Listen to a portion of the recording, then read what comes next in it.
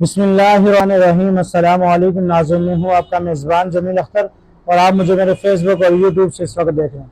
Viewers, जो मुल्क की मौजूदा सूरत हाल है, हर वक्त हर सेकंड में जो सूरत हाल बदलती जा रही है, नए नए लोग आकर प्रेस कॉन्फ्रेंसेस करते हैं। जो लोग गायब रहते हैं कि अरसा वो अचानक से कहीं से जैसे सूरज सुबह तुलू होता है, इस तरह वो लोग तुलू होते हैं और पता चलता है कि आज फलां शख्स का इंटरव्यू आ रहा है। पहले प्रेस कॉन्फ्रेंसेस होती थी और फिर उसके बाद जो है जो गुज़श्ता दिन जियो न्यूज़ पर एक इंटरव्यू हुआ खावर मानिका का, जो बिशा बीबी के ऊपर उसके उन्होंने इल्ज़ामात लगाए।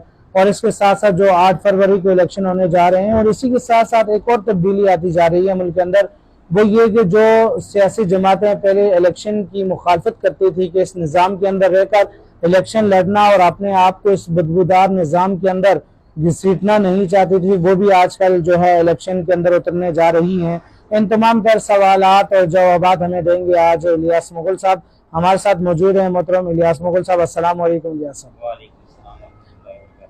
इलियास साहब, आज जैसा कि आपने सुना हमारे इंट्रो में कि जो मौजूदा मुल्क की सूरत हाल है, लोग अचानक से गायब होते जा रहे हैं और फिर अचानक से जो वो तुलू होते हैं और फिर इस तरह तुलू होते हैं कि इल्ज़ामात की भंवार मचा देते हैं और वो जो पूरी एक सियासी जमात है उसको जिस तरह टकराव की इस वक्त जो सिचुएशन है, इन तमाम तर मामलात के ऊपर आप क्या कहेंगे सर?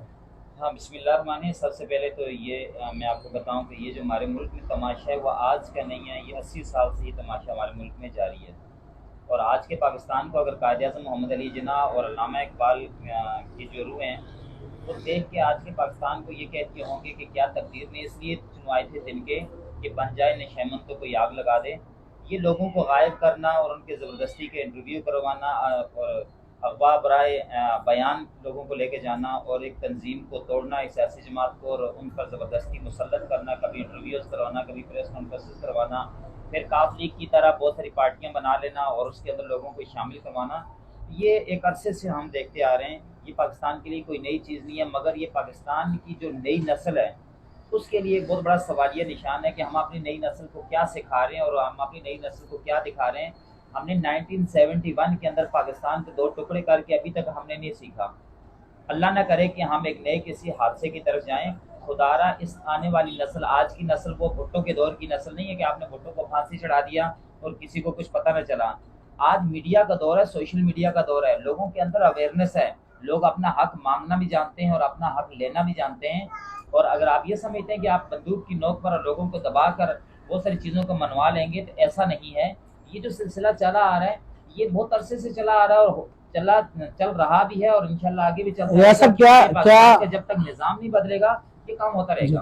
क्या इलियास साहब, ये तमाम तर मामलात करने के बावजूद ये जो इंटरव्यूज हो रहे हैं या प्रेस कॉन्फ्रेंसेस हो रही हैं, तो आपको क्या लगता है कि ये सियासी जमात को क्या तोड़ पाएंगे या अवाम के दिलों से उनके लिए जो मोहब्बत है, जो वोट, जिस तरह की वो कैंपेन चल रही है कि सोशल मीडिया के ऊपर कि वो कोई भी जो पीटीआई का जो मौजूदा सियासी जमात है जिसको निशाना बनाया जा रहा है कि उसका जो भी बंदा इलेक्शन में खड़ा होगा तो वो अवाम खुद चलकर उसके बाद जाएगी और वोट देगी, क्या जिस तरह के ये हथकंडे अपनाए जा रहे हैं क्या उसको तोड़ सकेंगे? पहली बात तो ये है कि जमात को तो वो तोड़ चुके हैं, इसमें तो कोई शक नहीं है कि जमात को, वैसे जमात पीटीआई को वो तोड़ चुके हैं।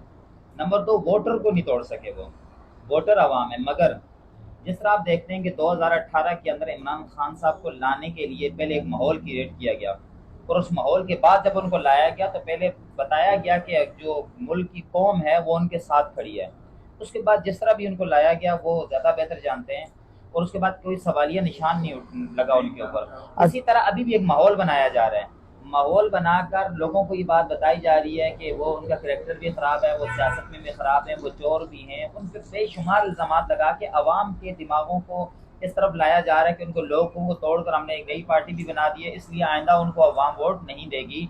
और धांधली करने में इस हुकूमत के लिए और जो हैंडलर्स है पीछे उनके लिए आसानी होगी। जैसा आप ये जो बुशरा बीबी और इमरान खान की जो शादी हुई और इतना अरसा गुजरने के बाद खावर मान का जो साबका शहर है वो इससे पहले कभी न्यूज़ की जीनत नहीं बनी और अचानक से ऐसा क्या मामला पेश आ गया कि वो टीवी पर भी आ गए और उन्होंने जो इंटरव्यू भी दिया और जो उन्होंने बेबुनियाद या मन गढ़ जो भी इल्ज़ामात लगाए, इसके ऊपर आप क्या कहेंगे? دیکھیں سب سے پہلی بات یہ ہے کہ یہ میں پھر یہ کہوں گا یہ نئی چیز نہیں ہے. بینظیر بھٹو کی ننگی تصویریں جب جہاز سے نیچے زمین پر پھینکی جا رہی تھی یہ سلسلہ تب سے شروع ہوا تھا.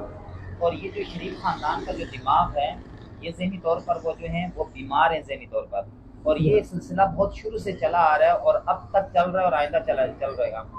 کسی بھی مہذب معاشرے کے اندر خاندان کی, خواتین کی کبھی بھی اس طرح ان کو نہیں اچھالا جاتا, بلکہ ہمارا اسلام کہتا ہے, ہمارا مذہب کہتا ہے کہ ایسی چیزوں پہ پردہ ڈالا جائے. آپ کسی کے گھر کے معاملات کو چھیڑ کر ہمیشہ یاد رکھیے گا کیچڑ کے اندر جب پتھر مارا جاتا ہے نا تو چھینٹیں اپنے جسم پر بھی آتی ہیں.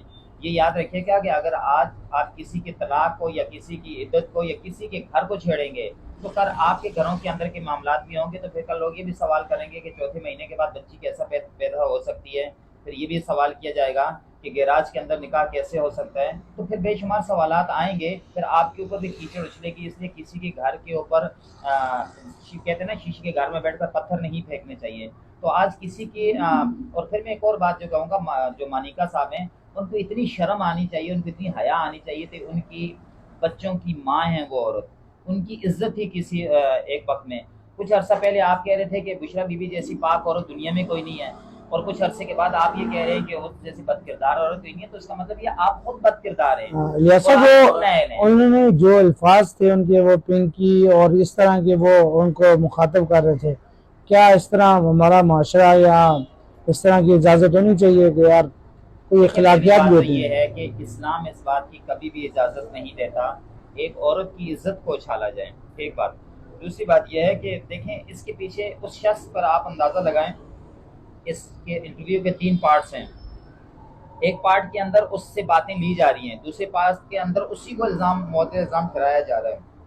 ٹھیک ہے, جن لوگوں نے یہ انٹرویو جو ہے وہ ترتیب دیا تھا انہوں نے بڑے طریقے سے دیا ہے. وہ الفاظ مانیکا صاحب کے اپنے نہیں تھے, وہ ظاہر سی بات ہے جو الفاظ ان کو فیڈ کیے گئے تھے اور انہوں نے وہ مارکیٹ کر دیے.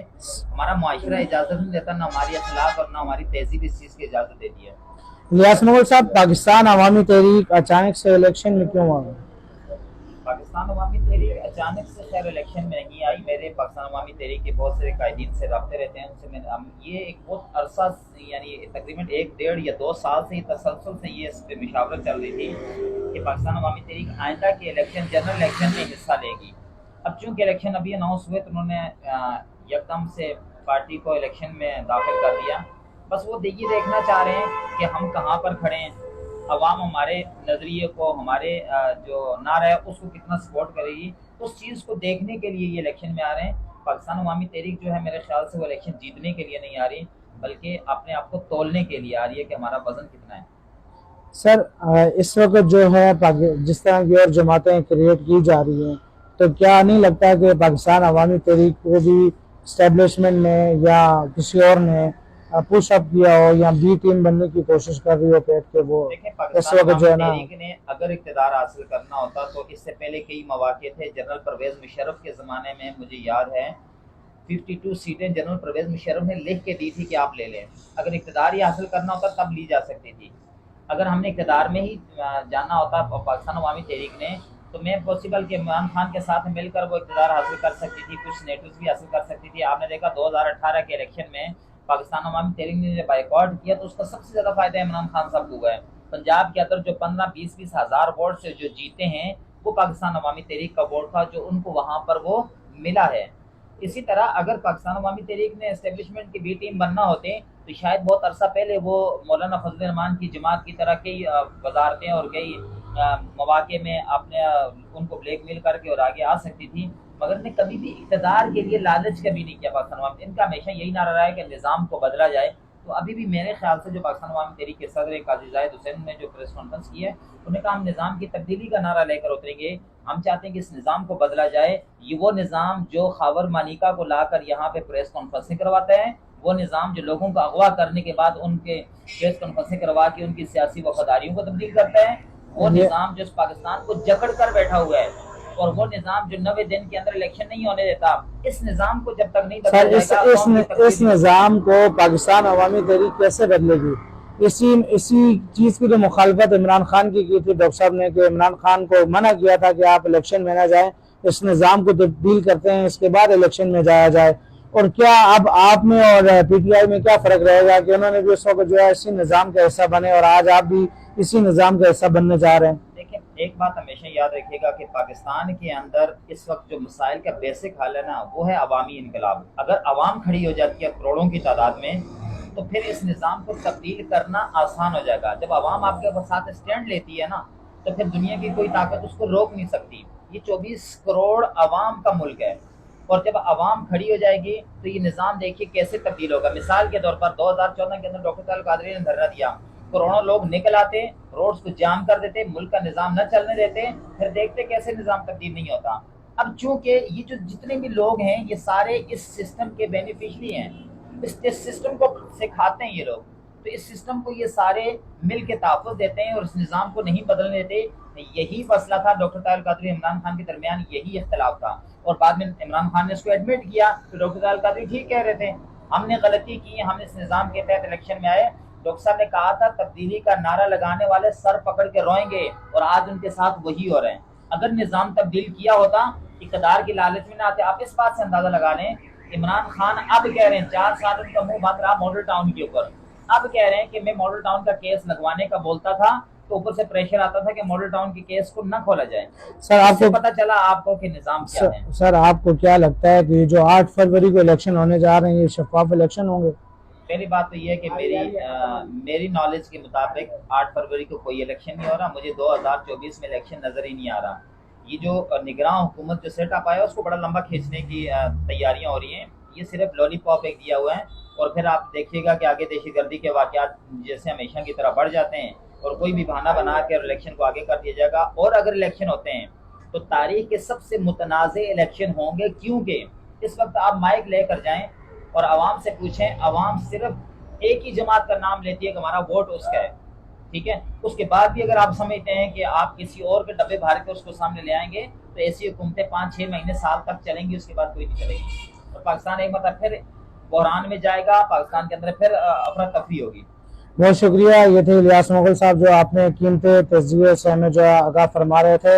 ویورز اپنا اور ہمارا چینل کا خیال رکھیے گا، اور اگر آپ نے ہمارا چینل سبسکرائب نہیں کیا تو اسے سبسکرائب کیجیے گا اور بیل آئیکن کو پریس کرنا نہ بھولے گا۔ اپنے میزبان جمیل اختر کو دیجیے اجازت، اللہ نگہبان۔